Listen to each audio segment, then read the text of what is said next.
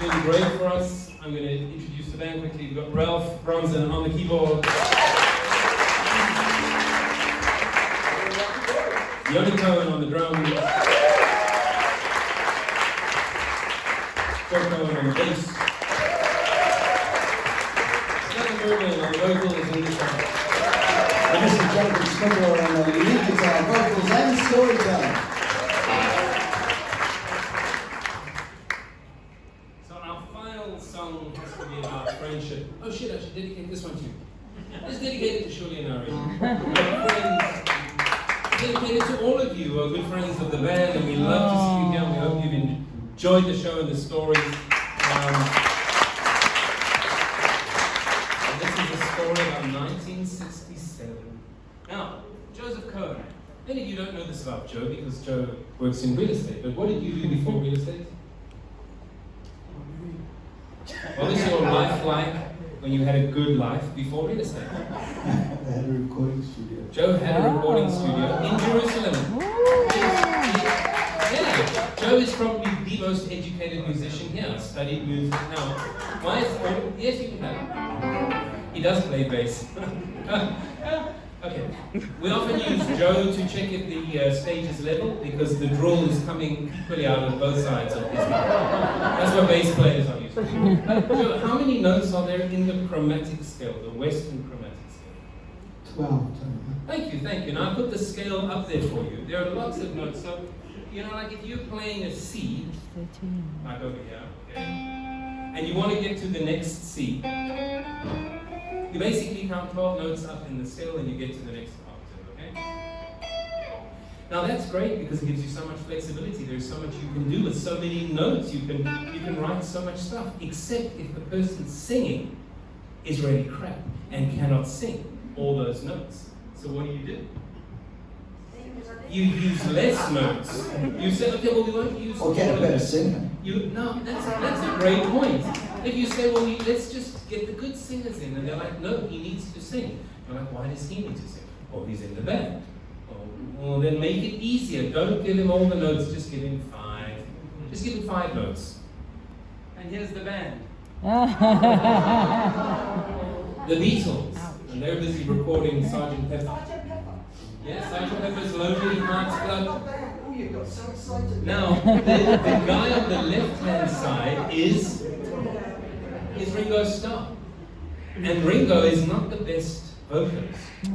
And the beautiful thing about this story is that at that stage of their career, they were incredible friends. They really looked out for each other.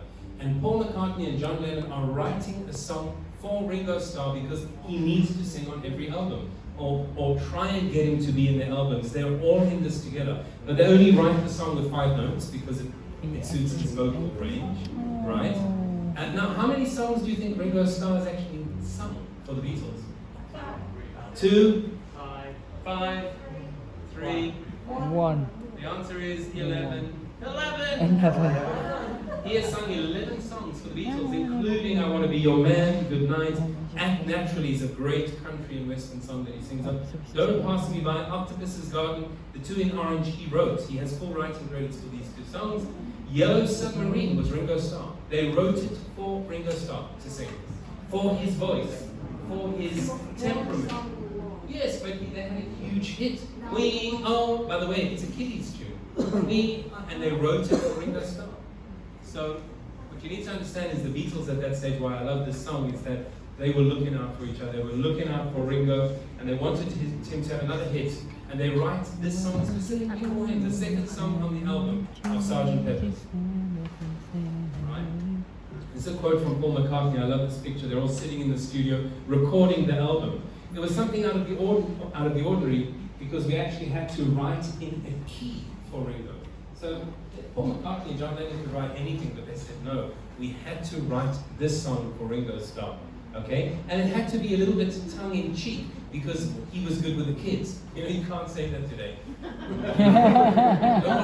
Don't want to know. He was good with the kids, and we knew Yellow Submarine would be a good thing for him to sing because it was a kiddie song, and it was a boring song, but it was good for Ringo. And they worked with him, and they worked with him on the vocals, and he sings the song on the album.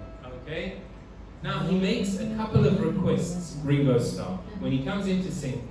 And this is the original line. What would you do if I sang out of tune? Would you throw ripe tomatoes at me? Tomatoes, I'm so sorry. Would you throw ripe tomatoes at me? And he says to Paul McCartney, I'm not singing that. And he says, why not? He says, have you forgotten the jelly bean incident? Now, who remembers the jelly bean incident with Beatles?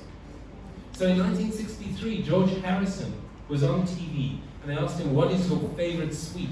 And he said, jelly babies. Now, who's from the UK? What do jelly babies feel like? Jelly. They're soft and chewy, and they soon get boxes and boxes of jelly babies sent to them by their fans. And then they are thrown at them on stage. They are pelted with hundreds of jelly babies on every show, which is a bit distracting. Now, what makes it worse is they go on tour to America, where they don't have jelly babies. What do they have? Jelly beans. Look at the picture. This is John Lennon in concert, being pelted by hundreds of jelly beans. And they actually asked the fans to stop doing it. It's quite painful when a jelly bean hits you when you're trying to play. So Ringo Starr says, I am certainly not singing with these Can you imagine? True, by the way, all true. So they said, all right, fine, Ringo, what do you want to sing? And they work on the line, and they said, okay, fine, would you stand up and walk out of me? Fine, we'll change the line for you, Ringo, don't worry about it. And so they do that. And this is another beautiful piece. Remember we spoke about interpreting songs. This is my favorite line. Right? What do you see when you turn out the light? I can't tell you, but I know that it's mine. I love that line. I've always loved that line. Until Paul McCartney explained what he was thinking. I remember giggling with John as we wrote the lines, what do you see when you turn out the light? I can't tell you, but I know it's mine. It could have been him playing with his willy under the covers. Or it could have been taken on a deeper level. I mean, but the beauty is, of course, we make these songs what we want, so we interpret it. And I will not think of John Lennon's Willie when we sing the song. No. And so this comes out on the Beatles album. It is the second song sung by Billy Shears, the persona they created for Ringo Starr. And I think the best version of this song is still Joe Cocker singing it at Woodstock. If you haven't seen his version, then I think it's the most incredible version. And we're going to do a little bit of a mashup for you for this song, both of those. So we want to thank you, all of our friends. Hope you had a great time.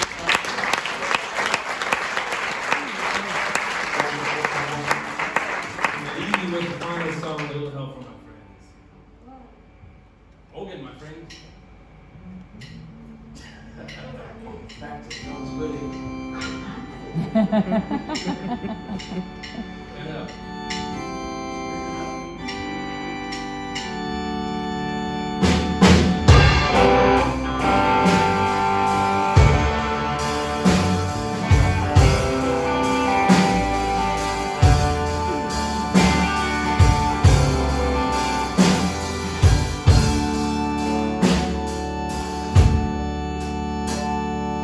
What would you do if I sang out of tune? Would you stand up and walk out on me?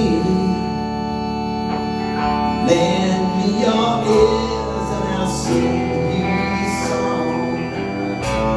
Try not to sing out of key, oh baby.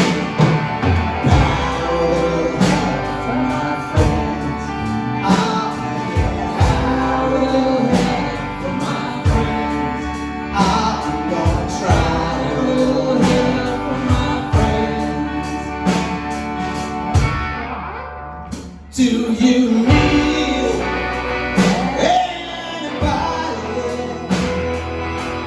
Want somebody to love? Could it be anybody? Want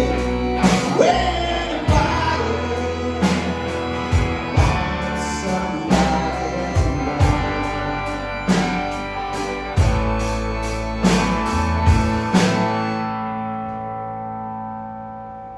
So where are our dancers? Are you all ready? You need to get up. Yeah, we're going to change it up now. You know, we're going to do something a little bit more Beatles for you. Yeah, for sure. I said, now what do you do when my love is away?